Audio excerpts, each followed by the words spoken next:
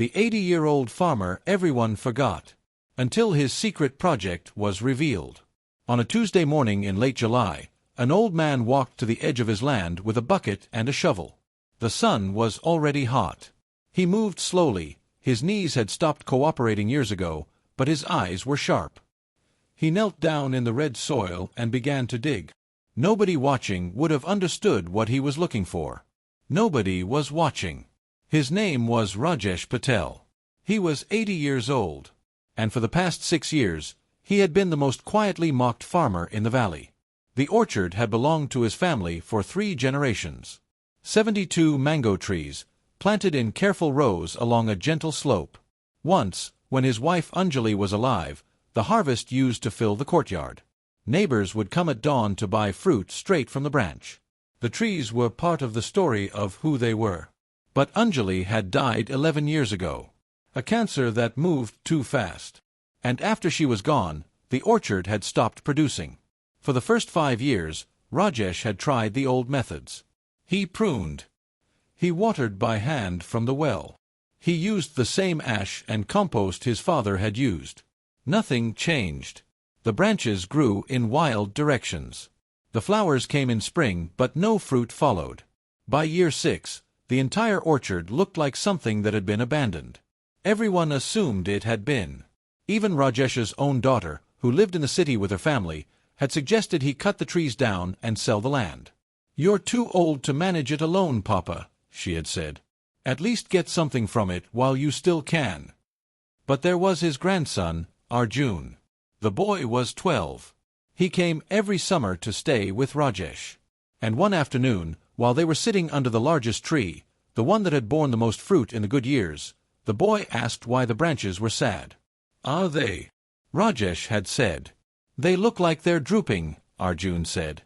"Like they're waiting for something." Rajesh had looked at his grandson then, really looked at him. The boy had his grandmother's eyes. The same dark, patient eyes that could see possibility in things.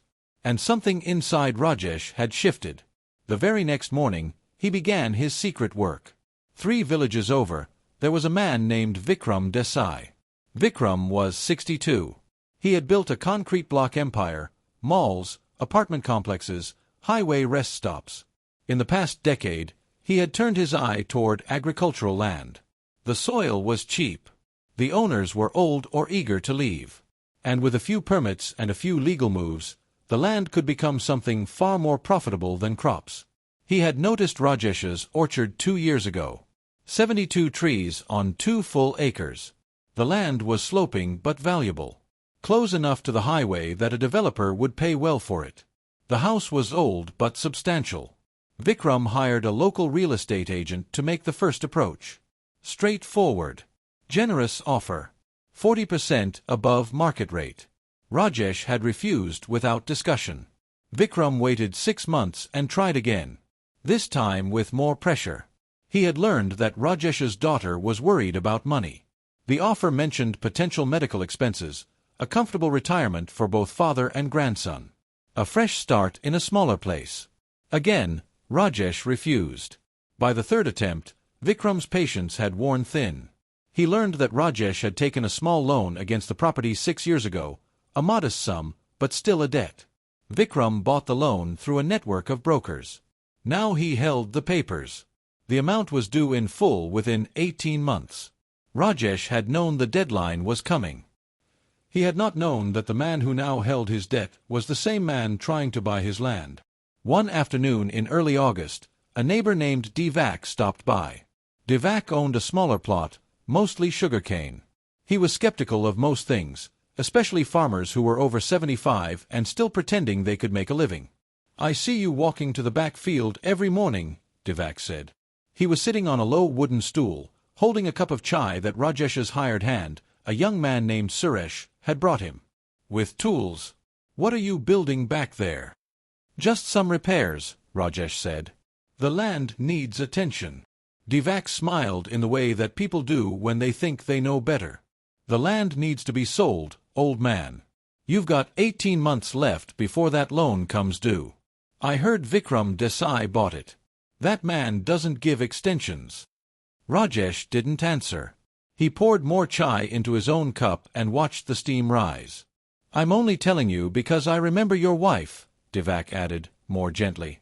"Good woman. She would want you to be practical." After Divak left, Rajesh sat very still. It was true. He had 18 months. And he had no money. And the only thing he had ever built with his own hands was beginning to take shape in a hidden corner of his land, where he had been working alone, before dawn, every single day. The truth about the orchard was this: the trees were not dead. They were thirsty. Years ago, when Anjali was alive, the monsoons came reliably. The well was deep and cold. The water table was high. But times had changed. The rains were less predictable. The well had grown shallower. And without Anjali's knowledge she had gotten from her own father, a man Rajesh had never met, nobody in the family knew how to save the trees when the water stopped coming naturally. Rajesh had discovered this by accident. He had found an old notebook in a box of Anjali's things, 3 years after her death. The notebook was in her handwriting, but it was not a diary. It was a plan. Drip irrigation system. PVC pipes, 3/4 inch diameter. Lay below the soil surface to prevent evaporation. Each tree needs approximately 40 liters per day in drought conditions. Connect main line to the well pump. Stone can be reused from the eastern wall. Will require 1 monsoon season to design, 2 seasons to install. The old grafting methods don't work here anymore. Ask father about the new varieties, Dashahari hybrids, grown in drier regions. Graft in April. Expect success by 3rd year. This is what the orchard could become if someone stays long enough to see it through. She had written that last line in a different pen, as if returning to the notebook years later. Perhaps she had. Rajesh would never know. But he knew that she had been thinking about the future. About staying. About the long patience that farming requires. He had shown the notebook to no one. It felt too private. Too much like a direct message across the years. Instead, he had begun to work. The first thing he did was source the materials. PVC pipe was not expensive, but it was not cheap either. Rajesh emptied his savings. He bought pipe in sections, packed into a small cart, over 6 visits to the town market, always at different times, always making small purchases that would not attract attention. He bought a solar-powered pump. He bought grafting wax and pruning saws. He paid cash for everything. Then he dug. For 4 months, in the early mornings before the heat came, Rajesh dug trenches across his land. He was 74 when he started. His knees protested. His back ached in ways he had not known pain could ache. But he dug. He laid the pipes in careful patterns. Each tree would get its own line, its own drip point. The main line ran from the well, buried shallow enough to maintain and adjust, deep enough to avoid damage from the plow. He worked alone. He told no one except Suresh, his hired hand, that he would need help moving some of the heavier materials. Suresh had agreed without many questions. The boy was 19. Good-natured. He had worked for Rajesh for 2 seasons. By December of the first year, the system was half complete. The monsoon had come and gone. The water table was higher. The trees, having not produced in years, seemed somehow younger, their bark less cracked, their branches less brittle. Something in the soil had shifted. Then Rajesh's first graft failed. He had collected cuttings from a healthy Dashahari mango tree 50 kilometers away, a variety that thrived in drier regions, that bore larger fruit, that ripened sweeter. He had split the bark on 20 of his trees and grafted the new wood carefully, following the diagrams in an old forestry manual he had borrowed from the town library. He had sealed each graft with the wax, protected them with cloth strips, watered them with precise care. In January, every single one had failed. The grafts had blackened. The new wood had not taken. The trees had healed themselves, closed up the wound, and rejected the foreign growth. Rajesh had stood in his orchard and wanted to weep. But he was 83 years old. He had learned long ago that crying was a luxury that could come later, if it came at all. Instead, he had gone to find Manohar Singh. Manohar Singh was 87 and had worked for the Agricultural Extension Office for 45 years. He had retired 8 years ago but still lived in a small house on the edge of town, and sometimes he would advise farmers, free of charge, if they asked respectfully. He had known Rajesh's father. He had known Anjali, though not well. Rajesh brought him a basket of vegetables from his garden. They sat on a bench in Manohar's small yard, in the late afternoon shade. "My grafts failed," Rajesh said simply. "All of them." "How did you prepare the rootstock?" Manohar asked. Rajesh explained what he had done. "And when did you cut the scions?" "In October." Manohar nodded slowly. "The trees are exhausted. You are grafting new wood onto trees that have no reserves left. They cannot support the growth. You must first give them 2 full seasons of water and nutrients. Let them recover their strength. Then you graft. The wood must be ready to accept change." 2 years. Rajesh felt the weight of the timeline press on him. 18 months until his loan was due. 2 years until the grafts would be ready.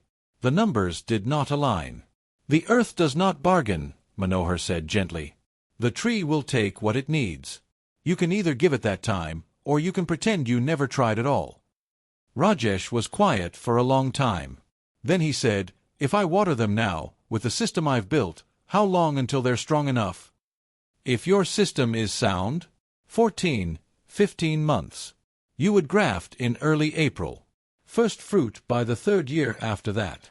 Rajesh did the math in his head. He would be 87 before the new fruit came. But the point was not whether he would see the harvest. The point was whether the orchard would live. "I'll need help," he said. "The second half of the system. The trenches are harder now. My back." Manohar stood up slowly.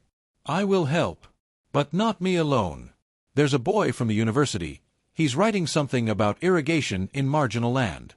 He comes here sometimes. I'll bring him. And Rajesh. Don't tell anyone. Not yet. People have opinions about old men and their projects. Let them have their opinions. Show them the fruit when it's time." Within a week, Manohar arrived with a young man named Ravi, an agricultural engineering student, sharp and precise. Ravi looked at the half-finished system with genuine interest. He suggested slight modifications, a better angle on one trench, a second collection point for runoff, a way to adjust the drip rate without disturbing the soil. Together, the 3 of them completed the work by early spring. The system was not perfect, but it was good. When the solar pump ran, the water moved steadily through the pipes. Each tree received its precise ration. And for the first time in 6 years, the trees responded. By May, the leaves were darker and fuller. The branches stood up straighter. By June, flowers appeared, small, tight clusters, but flowers nonetheless. Rajesh watered them carefully. He watched them grow. He did not yet allow himself to hope. Then, in late June, Suresh came to him with a different kind of news. "A man came to the village," Suresh said. His voice was tight, uncomfortable. "He was asking about your land, about the water system, about what you were doing back here." "What man?" "I don't know his name. Expensive clothes. A car with a driver. He was asking which of us worked here. If you were planning something. If you had money problems." Rajesh had gone very still.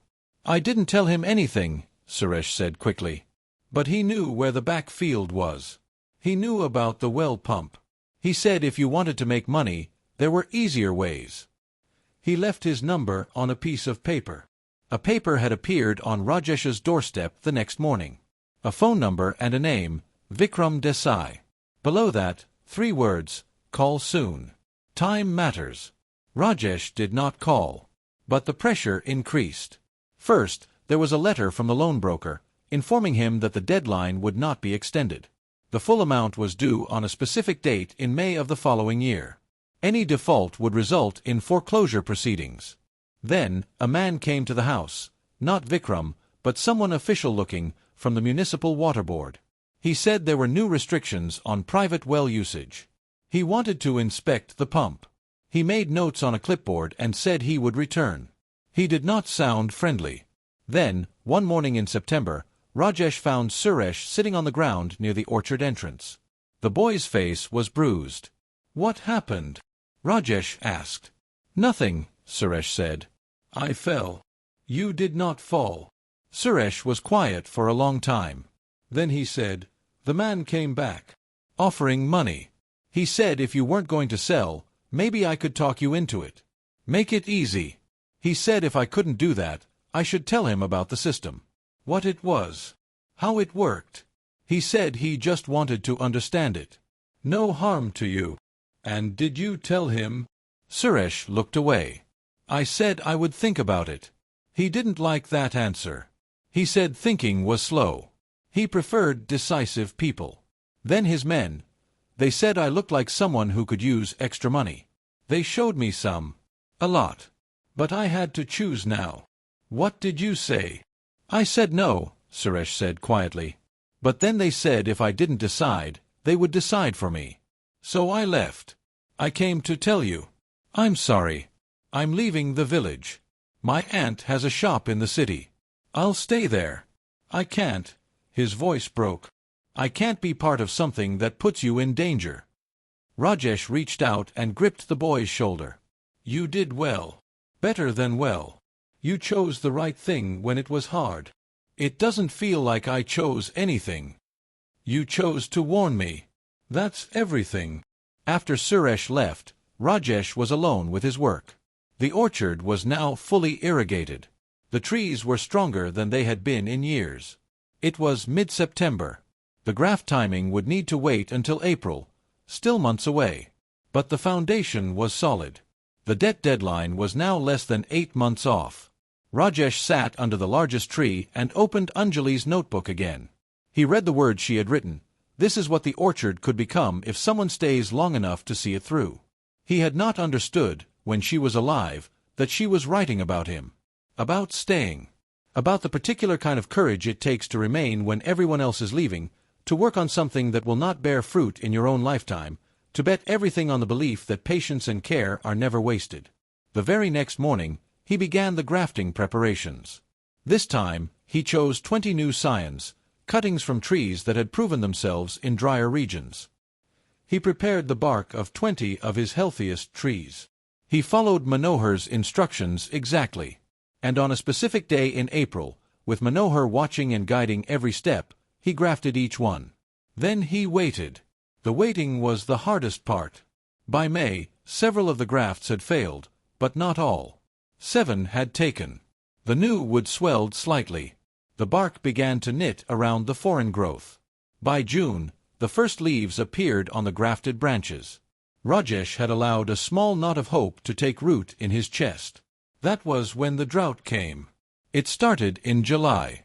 The monsoon that year arrived late. When it came, it brought only half the rain that the region typically received. By August, the water crisis was widespread. The well levels across 3 villages dropped below sustainable levels. Farmers who depended on traditional methods began losing crops. Divak's sugarcane withered in the fields. But Rajesh's trees, fed by his underground system, remained green. By October, the crisis had deepened into disaster. The regional government declared an agricultural emergency. Water trucks were sent to support desperate farmers. There were news reports of families abandoning their land. Suicides among the farming community began to appear in the local papers. And Rajesh's orchard was a pocket of impossible green in a landscape of dying brown. Divak came to him one afternoon. The neighbor looked 10 years older than he had 3 months before. His sugarcane crop was entirely lost. He was trying to figure out if he could even afford to plant next season. How? Divak asked simply. Rajesh told him. He explained the system.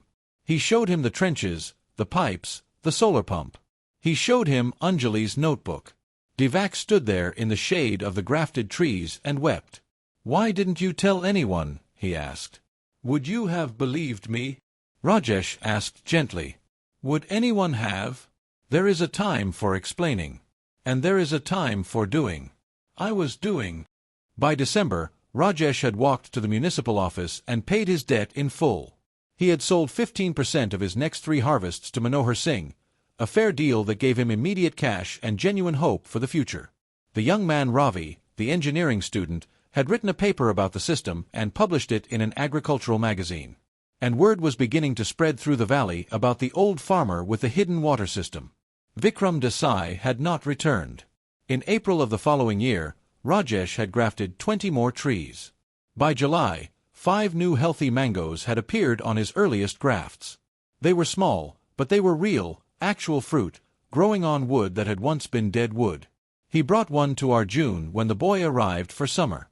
"For grandmother," he said simply. Arjun was 13 now. He bit into the mango carefully. The juice ran down his chin. He closed his eyes. "It's perfect," he said. "How did you do this?" "Patience," Rajesh said. "And someone who believed, long before I did, that it was possible." They sat under the tree together, the old man and the boy. The branches above them were heavy with leaves. The flowers were blooming again. In a few years, there would be a full harvest. The numbers would be real. The story would no longer be something whispered. But for now, in this moment, under the tree that had been silent for so long, Rajesh felt something release inside him. Not accomplishment. Not vindication. Just the simple, quiet knowledge that he had chosen to stay. That he had done the work. And that because of what he had done, the green would come back. Later that evening, after Arjun had fallen asleep, Rajesh wrote one line in Anjali's notebook, in his own careful handwriting. "You were right. We stayed. The orchard came home." The mango harvest came fully, for the first time in 13 years, in the summer when Rajesh was 86. His grandson was 16. 3 other farmers in the village had begun their own modified versions of the system. The news report that came to the district capital mentioned an old farmer who had secretly built an irrigation network. The reporter had interviewed Divak, who spoke about his neighbor with genuine affection. The reporter had interviewed Manohar Singh, who said he had rarely seen such patience in a young person, let alone an old one. But the longest part of the report was silent. It showed Rajesh walking among his trees at dawn, water dripping steadily through the hidden pipes below, leaves catching the light, the branches heavy with their ordinary, extraordinary fruit. The final words were Rajesh's own. He had said them to the reporter simply, without performance. "The land was never the problem. The problem was that I had forgotten what my wife already knew, that the things worth having take longer than we think we have. But if we choose to begin anyway, the time arrives. It always does."